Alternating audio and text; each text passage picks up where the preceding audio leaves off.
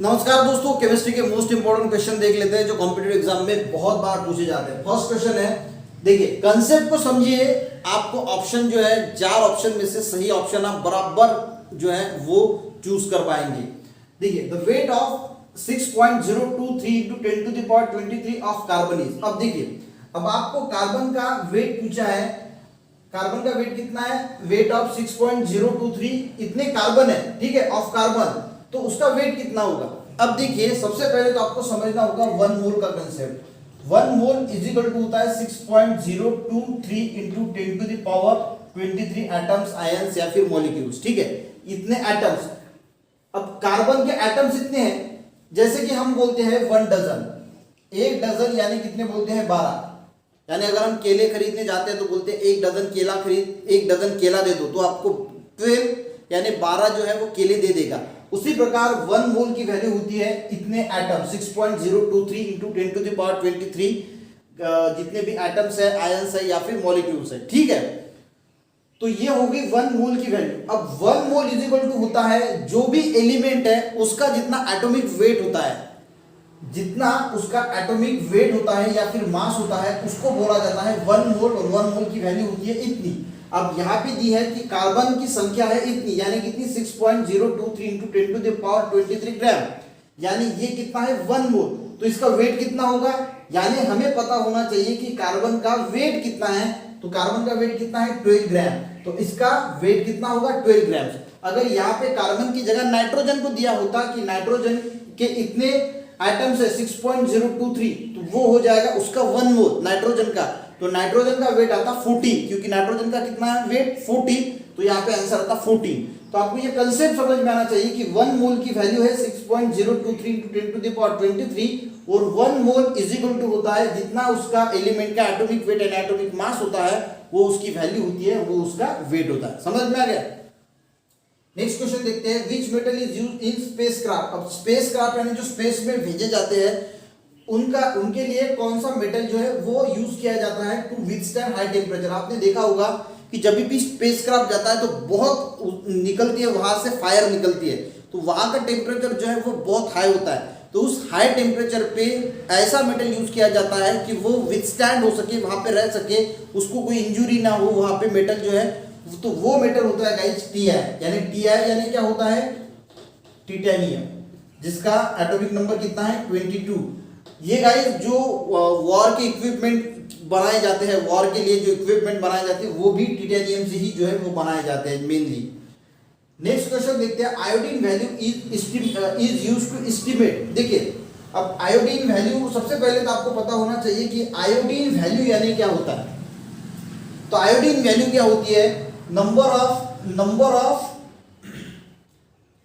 Grams of iodine. यहां पे लिख देता हूं ताकि आप ये डेफिनेशन अपने जब आप नोट्स निकाल रहे हो तो लिख के रखिए, ताकि आपको जो है वो हेल्प होगी। Number of grams of iodine absorb by 100 gram of oil और फैट।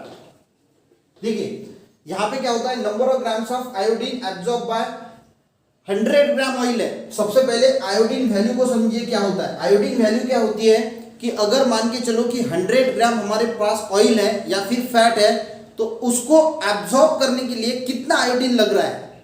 समझ में आ गया? आपके पास 100 ग्राम ऑयल या फैट है, तो उसको एब्जॉर्ब करने के लिए जितना आयोडीन लगेगा वो होगी आयोडीन वैल्यू। आयोडीन वैल्यू समझ में आ गई? 100 ग्राम ऑयल या फैट को एब्जॉर्ब करने के लिए जितना आयोडीन लगेगा, जितने ग्राम आयोडीन लगेगा, उसको बोला जाएगा आयोडीन वैल्यू। अब आयोडीन वैल्यू से हम क्या एस्टिमेट करते हैं? तो अनसैचुरेशन ऑफ ऑयल, यानी किसी ऑयल या फैट में कितने डबल या ट्रिपल बॉन्ड है वो डिटरमाइन किया जाता है आयोडीन वैल्यू से। यानी unsaturation in oil. Unsaturation in oil का मीनिंग होता है कि उस ऑयल में कितने डबल या ट्रिपल बॉन्ड प्रेजेंट है, वो एस्टिमेट किया जाता है इस आयोडीन वैल्यू से। और आयोडीन वैल्यू यानी क्या होता है कि 100 ग्राम ऑयल या फैट को एब्जॉर्ब करने के लिए जितना आयोडीन लगता है उसको बोला जाता है आयोडीन वैल्यू, ठीक है।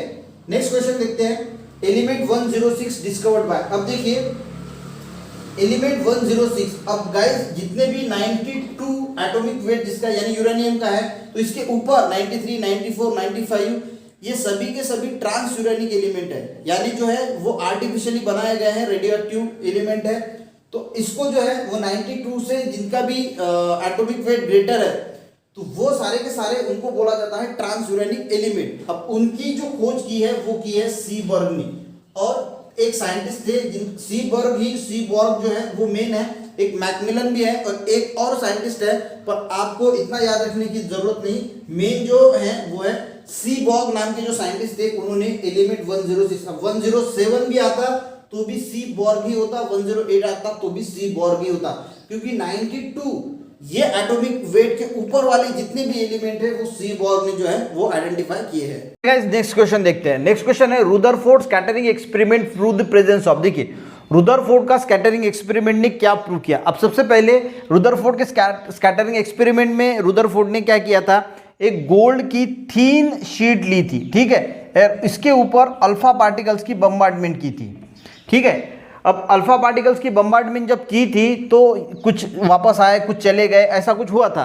तो इसमें से अब अल्फा पार्टिकल्स यानी क्या होते हैं, जो हेलियम का न्यूक्लियस होता है ना, आइडेंटिकल टू हेलियम न्यूक्लियस। मैंने अभी अभी अल्फा पार्टिकल का एक वीडियो बनाया है, वो जरूर देख लेना, आपको अल्फा पार्टिकल क्या होती है ये क्लियर होता है। तो ये आइडेंटिकल होता है हेलियम के न्यूक्लियस से, ठीक है, यानी हेलियम का न्यूक्लियस जैसा होता है वैसे ही अल्फा पार्टिकल्स होते हैं। तो अल्फा पार्टिकल्स की बम्बार्डमेंट की थी और इससे ये प्रूव हुआ था कि एटम के अंदर जो है वो न्यूक्लियस होता है, हम जिसको बोलते हैं ना, तो न्यूक्लियस इन एटम। तो रुदरफोर्ड के स्कैटरिंग के एक्सपेरिमेंट से ये प्रूव हुआ था कि एटम के अंदर जो है वो न्यूक्लियस होता है, ठीक है।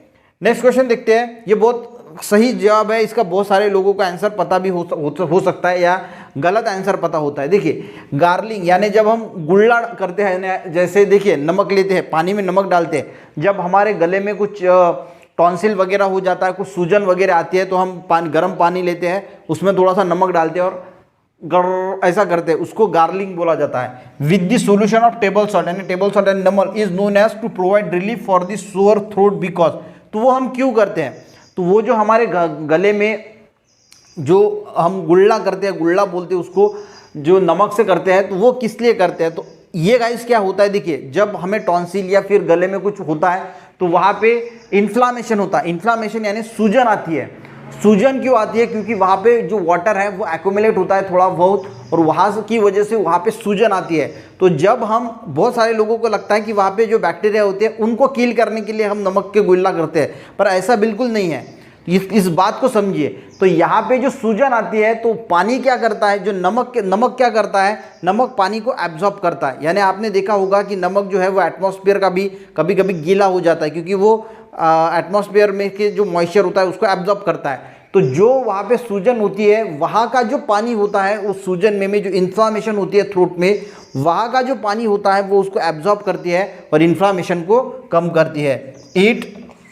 इसको बोला जाता है डिहाइड्रेट। डिहाइड्रेट यानी पानी को कम करना है, पानी को खींच लेना। Dehydrate the water from inflammatory tissue, यानी इन्फ्लामेटरी टिश्यू यानी जहाँ पे इन्फ्लामेशन है, सूजन जिस टिश्यू पे आई है उस टिश्यू में से वाटर को क्या कर लेता है, वो एक्सट्रैक्ट कर लेता है या फिर जो है वो बाहर निकाल देता है, डिहाइड्रेट कर देता है। तो ये मेन फंक्शन होता है जो हम टेबल सॉल्ट से गुल्ला करते हैं उसका, ठीक है। नेक्स्ट क्वेश्चन है व्हाइट विट्रियोल को क्या बोला जाता है। अब देखिए व्हाइट विट्रियोल होता है, रेड विट्रियोल होता है, ब्लू विट्रियोल होता है, ऑयल ऑफ विट्रियोल होता है। तो ये सभी विट्रियोल के नाम आपके पता होना चाहिए। देखिए जो व्हाइट विट्रियोल होता है इसको बोला जाता है जिंक सल्फेट। उसके बाद होता है गाइज एक ब्लू विट्रियोल, मैं यहाँ पे लिख देता हूँ ब्लू विट्रियोल, ठीक है, शॉर्टकट में लिखता हूँ वी। इसको बोला जाता है कॉपर सल्फेट, कहीं ना कहीं नोट करके रख देना गाइज, बहुत इंपॉर्टेंट है। उसके बाद होता है रेड विट्रियोल, इसको बोला जाता है कोबाल्ट सल्फेट। और एक होता है हमारा ऑयल ऑफ विट्रियोल, ये तो बहुत इंपॉर्टेंट है, जिसको बोला जाता है H2SO4 यानी हमारा सल्फ्यूरिक एसिड। तो ये इतने सारे विट्रियोल है, तो ये ज़रूर आप याद रखना कि red vitriol, blue vitriol, zinc, white vitriol, oil of vitriol क्या क्या बोला जाता है, इसके अदर्स नेम क्या है। नेक्स्ट क्वेश्चन है what happens the weight of iron when it rust. देखिए जब आयरन यानी क्या होता है Fe, जब इसको जंग लगता है तो इसका कन्वर्शन होता है FeO में, यानी उसका जो वेट है वो सबसे पहले इंक्रीज होता है। आयरन को जब रस्ट लगता है, पर उसके बाद रस्टिंग की प्रोसेस जैसे जैसे आगे बढ़ती है तो उसका वेट डिक्रीज हो जाता है। तो सबसे पहले क्या होगा, इंक्रीज एंड देन डिक्रीज। तो सबसे पहले वेट जो है वो इंक्रीज होता है जब आयरन को रस्टिंग लगती है, और उसके बाद क्या होता है, वो डिक्रीज होता है। तो यहाँ पे गाइस हमने मोस्ट इंपॉर्टेंट 8 क्वेश्चन लिए हैं, पर आपको अच्छी तरीके से समझा के दिए हैं। 8 क्वेश्चन में बहुत सारे क्वेश्चन जो है वो आते हैं। आई होप आपको वीडियो अच्छा लगा होगा। मिलते हैं नेक्स्ट वीडियो में, तब तक के लिए गाइस जय हिंद।